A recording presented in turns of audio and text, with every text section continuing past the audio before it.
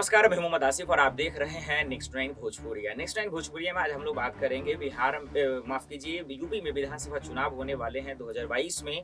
तो तरह-तरह के सवाल हैं कि सीएम योगी सरकार के लिए क्या-क्या चुनौतियाँ हो सकती हैं, जिसमें से एक सबसे बड़ी चुनौती है जो किसान आंदोलन है। लेकिन उसके बाद एक और चुनौती है, क्योंकि चाहे बिहार हो या फिर यूपी हो, इन दोनों में जातीय समीकरण का जो है बहुत बड़ा एक अहम रोल रहता है। तो जब से सीएए का जो आपने देखा कि कानून की पे चर्चा हुई, विरोध प्रदर्शन हुआ, पूरे देश में हुआ, तो उसके बाद अब सवाल है सीएम योगी सरकार के लिए, उनके लिए चुनौती है कि आखिर मुसलमानों का जो वोट होगा, क्या वो उनको मना पाएँगे? क्या इस बार भी मुसलमानों का वोट सीएम योगी सरकार के खाते में जा पाएगा या नहीं?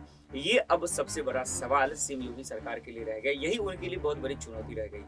तो अब इसको समझना होगा कि जो उत्तर प्रदेश सरकार ने उत्तर प्रदेश के अवामों के लिए जो काम-काज किए हैं, उसके मद्देनज़र देखा जाए तो कहीं न कहीं जो सीएम योगी सरकार की तरफ से वादे किए जा रहे हैं, उससे लग रहा है कि पूरा यूपी की आवाम खुश है।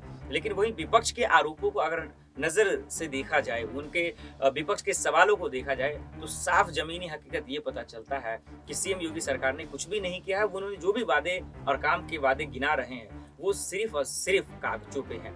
तो ऐसे में जो जातीय एक रोल रहता है, वो कहीं न कहीं मुसलमानों का जो वोट प्रतिशत है, सीएम योगी सरकार में जाने का जो है बहुत कम इस वजह से भी लगता है, क्योंकि ओवैसी ने जो है साफ अनाउंस किया है कि वो भी 100 सीटों पे लड़ेंगे। लेकिन अगर थोड़ा-सा ध्यान दें तो सपा और बीएसपी उनको ज़्यादातर जो है मुसलमानों का वोट प्रतिशत जाता है, लेकिन ओवैसी के बीच में आने से भारतीय जनता पार्टी यानी योगी सरकार की जो है वोट प्रतिशत और भी कम हो जाएगा, क्योंकि आने वाले जो भी विपक्ष की सरकार रही है, उसमें ज्यादातर सपा ने मुसलमानों के वोट प्रतिशत का फायदा उठाया। अब देखना होगा इन तमाम चुनौतियों के बीच क्या सीएम योगी सरकार और भारतीय जनता पार्टी क्या वाकई में मुसलमानों को मना पाएगी, उनके वोटों का जो है अपनी ओर आकर्षित कर पाते हैं नहीं, ये सबसे बड़ा सवाल बन के रह जाएगा। फिलहाल इतना ही, बाकी खबरों के लिए देखते रहे नेक्स्ट टाइम भोजपुरिया। नमस्कार।